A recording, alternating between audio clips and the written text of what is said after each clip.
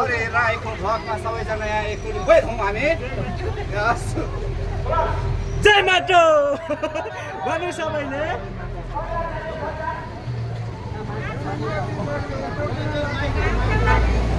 ललितपुर लुबु स्थित हाम्रो श्रमदान जारी नै छ है।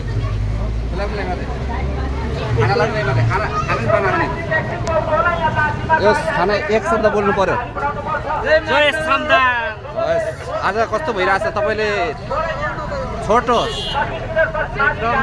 सारसमा दिनु पर्यो तपाईँले आफ्नो विचार। हजुर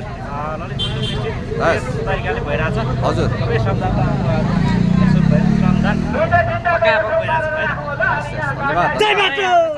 कस्तो कस्तो लागिरहेछ? आज हामी कहाँ छौँ? ललितपुरको लुबु जय हस्। यहाँ हाम्रो हुनुहुन्छ अङ्कलहरू पनि हुनुहुन्छ यहाँनिर हेर्नुहोस् लाइभ रहनु भएको छ तपाईँहरू। जे होस् जहाँ भए पनि यो श्रमदानमा जोडिनु होला।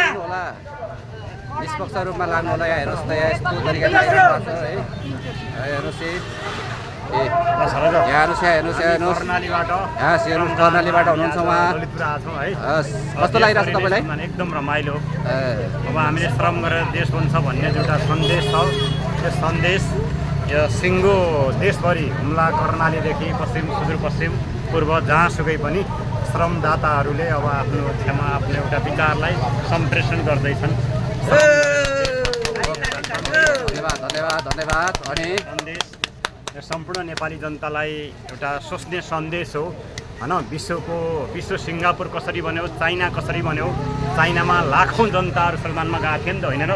त्यस्तै गरेर यो देशमा पनि लाखौँ जनताहरू हर्क साम्पाङले उठाएको यो श्रमलाई संसार नेपालभरिका प्रत्येक युवाले यो देशका नागरिकले बिस्तारै बुझ्नेछन्। जब बुझ्नेछन् त्यसपछि सिङ्गो देशले एउटा समृद्धिको मार्ग लिनेछ भन्ने एउटा सन्देश हो नि त होइन हजुर? हामी हुम्ला कर्णालीबाट।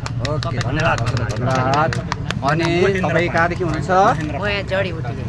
हजुरको नाम? प्रकाश राई।